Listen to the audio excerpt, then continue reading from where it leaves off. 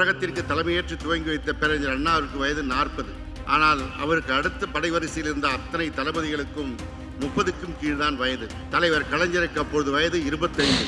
அசாமில் 1985 அசாம் கணபரிஷத் மாணவர்களால் ஒரு போராட்ட இயக்கம் நடத்தப்பட்டு அந்த போராட்ட இயக்கத்தின் வெற்றியின் காரணமாக பிரஃபுல்லகுமார் மொஹந்தா 35 வயதிலே முதலமைச்சராகிறார். மாணவர் இயக்கத்தில் இருந்தவர்கள்.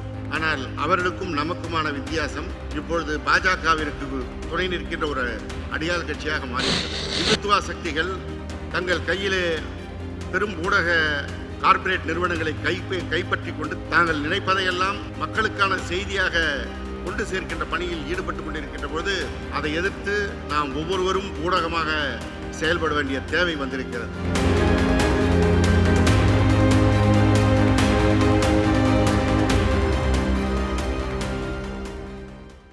இங்கே காலை அமர்விலே பேசியது போல கட்சிக்கும் இயக்கத்திற்குமான வித்தியாசத்தை காட்டுகின்ற வகையில் இது இயங்கிக் கொண்டிருக்கின்ற கட்சி, இயங்கிக் கொண்டிருக்கின்ற கழகம் என்று உணர்த்துகின்ற வகையில்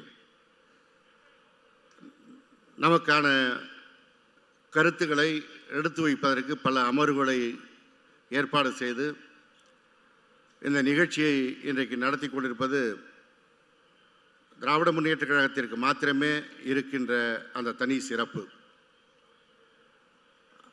இந்த இயக்கம் இளைஞர்கள் எப்படி இந்த இயக்கத்திற்கு தொடர்பானவர்கள் என்பது குறித்து பல்வேறு நேரங்களில் பல்வேறு செய்தியை பலரும் சொல்லிக் கொண்டிருப்பார்கள். ஆனால் இந்தியாவில் இளைஞர்களால் கட்டமைக்கப்பட்ட இயக்கம் முதல் இயக்கம் திராவிட முன்னேற்ற கழகம்தான். 1949 கழகம் துவங்கப்பட்ட போது கழகத்திற்கு தலைமையேற்று துவங்கி வைத்த பேரறிஞர் அண்ணாவிற்கு வயது 40. அவர் மாத்திரம்தான் 40. ஆனால் அவருக்கு அடுத்த படைவரிசையில் இருந்த அத்தனை தளபதிகளுக்கும் 30க்கும் கீழ்தான் வயது. தலைவர் கலைஞருக்கு அப்பொழுது வயது 25. பேராசிரியர் பெருந்தகை அவர்களுக்கு வயது 27. நாவலருக்கு வயது 29.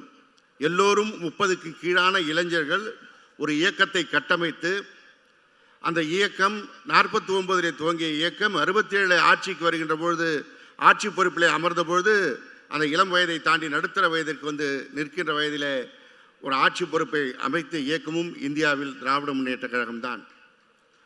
அதற்கு பிறகு இந்திய வரலாற்றில் எந்த இயக்கமும் இப்படி இளைஞர்களால் கட்டமைக்கப்பட்டு ஆட்சிக்கு வரவில்லை. ஒரே ஒரு மாற்று அசாமிலே நடந்தது.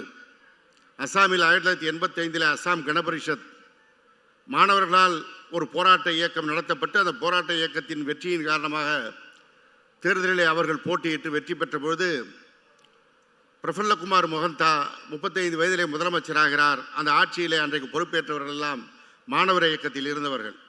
ஆனால் அவர்களுக்கும் நமக்குமான வித்தியாசம் 75 ஆண்டுகள் கடந்தும் இன்றைக்கும் இந்த இயக்கம் அதே இளமையோடு நடைபோடுகிறது, அதே வெற்றியோடு நடைபோடுகிறது.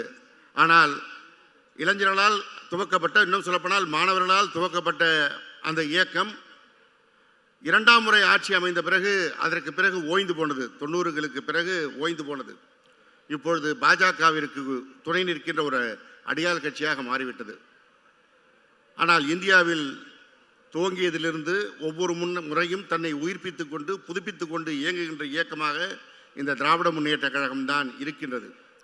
இளைஞர்களால் துவக்கப்பட்ட கட்சி ஒரு கட்டத்தில் அந்த இளைஞர்களெல்லாம் தலைவராகி அவர்கள் வழிநடத்துகின்ற நேரத்தில் தான் மீண்டும் அந்த இளைஞர்களை புதுப்பிக்கின்ற வகையில் திராவிட முன்னேற்ற கழகத்தின் இளைஞரணியை நம்முடைய கழகத் தலைவர், திராவிட மாடல் முதல்வர், திராவிட நாயகர் தலைமையிலே முத்தமிழறிஞர் தலைவர் கலைஞர் அவர்கள் துவக்கி வைத்தார்கள்.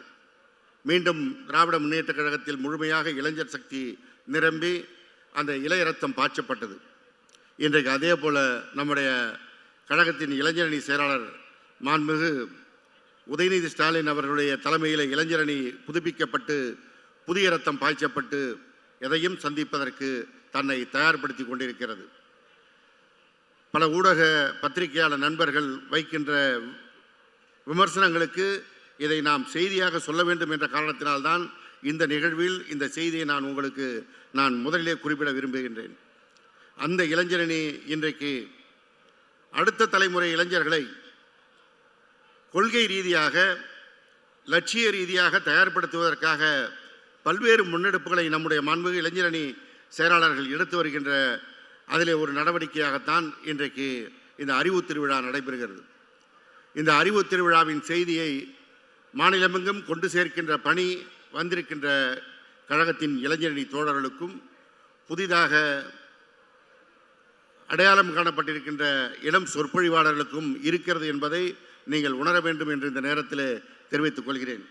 இந்த அமர்வு என்பது ஊடகவியல் நிபுணர்கள் பங்கேற்கின்ற ஒரு நிகழ்வாக அமைந்திருக்கின்றது. இன்றைக்கு இதனுடைய தேவை மிக முக்கியமான தேவை. திராவிட முன்னேற்றக் கழகம் துவங்கிய பிறகுதான் பேச்சிற்கான வலிமை மக்களிடத்திலே கொண்டு சேர்க்கப்பட்டது. மக்களுக்கான கருத்துக்களை கொண்டு சேர்க்கின்ற பணியை முழுமையாக செய்த இயக்கம் திராவிட இயக்கம்தான். அதனால்தான் காலையில் சொன்னார்கள் இது அறிவு இயக்கம் என்று. எனவே அந்த பணியை தொடர்ந்து செய்கின்ற அந்த பணி என்பது இன்றைக்கு நம் தோளிலே வந்திருக்கின்றது. திராவிட முன்னேற்றக் கழகம் துவங்கப்பட்ட காலத்தில் ஒரு மகத்தான பணியை திராவிட இயக்கம் பேச்சாளர்கள் செய்தது போல பத்திரிகையாளர்களும் செய்தார்கள். அன்றைக்கு நூற்றுக்கணக்கான பத்திரிகைகள் திராவிட இயக்க சார்பாக நடத்தப்பட்டது. குடியரசு, விடுதலை, முரசொலி, திராவிட நாடு என்று துவங்கி மன்றம், தென்றல் என்று நூற்றுக்கணக்கான சிற்றேடுகள், பெரிய அளவிலே வரப்பட்ட ஏடுகள் என்று திராவிட இயக்கத்தின் கொள்கைகளை கிராமங்கள் தோறும் கொண்டு சேர்த்தார்கள். அதற்கான கால தேவை என்பது பிறகு குறைந்துவிட்ட சூழலில் குறிப்பிட்ட சில பத்திரிகைகள் மாத்திரம் இயங்கி வருகிறது.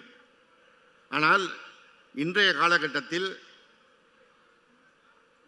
இந்துத்துவ சக்திகள் தங்கள் கையிலே பெரும் ஊடக கார்ப்பரேட் நிறுவனங்களை கைப்பற்றி கொண்டு தங்கள் கைகளிலே வைத்துக் கொண்டு தாங்கள் நினைப்பதையெல்லாம் மக்களுக்கான செய்தியாக கொண்டு சேர்க்கின்ற பணியில் ஈடுபட்டு கொண்டிருக்கின்ற போது அதை எதிர்த்து நாம் ஒவ்வொருவரும் ஊடகமாக செயல்பட வேண்டிய தேவை வந்திருக்கிறது.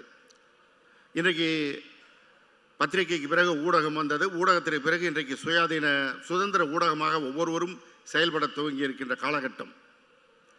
என்ன சொல்லப்போனால் நம்முடைய முதல்வரே ஒரு சுதந்திர ஊடகமாகத்தான் செயல்படுகிறார்.